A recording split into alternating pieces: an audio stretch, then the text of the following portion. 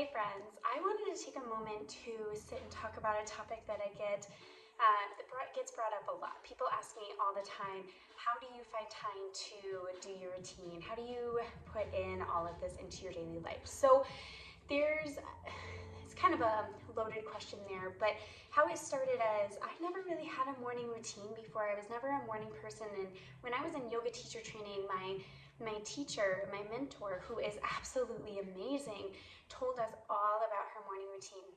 And it was so inspiring, but I found myself trying to mimic what she had. I can't remember how long her morning routine is, but it's really long.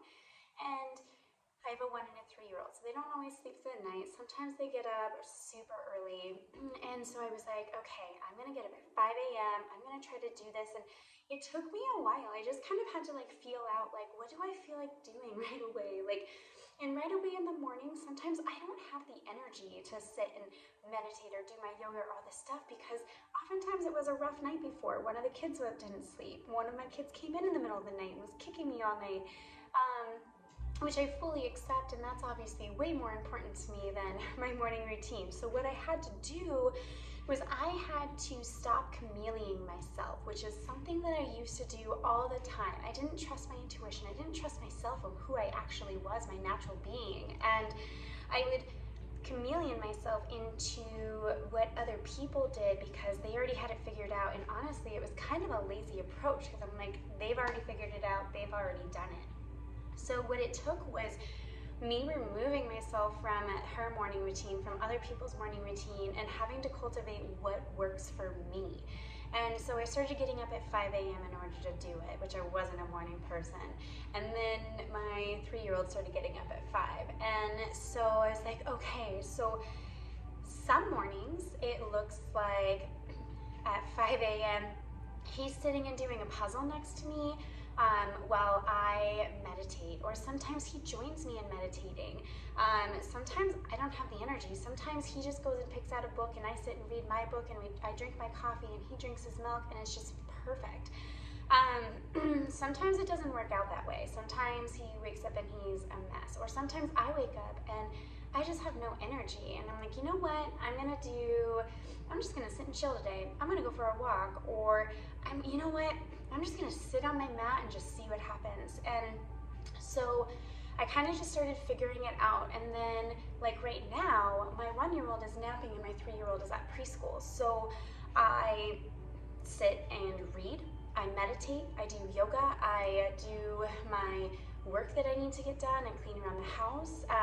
If we're sitting and doing a puzzle on the floor, I'll start stretching. I'll do some side leg stretches, I'll do some side bends, and sometimes we just pause what we're doing and we all take a 5-minute stretch break. So removing myself from that expectation of what my morning routine should look like, or when I start to have when I started to remove the expectation of it has to be an hour. It doesn't have to be an hour. Sitting and breathing for 2 to 5 minutes, totally meditating. It's totally applying all of the yogic tools to my life. And by doing just a little bit every single day and just being mindful of that, sometimes while I'm cooking, I just have no music going. It's just quiet and it's just a meditative state. My husband likes to use golfing as his meditative state, or going for walks.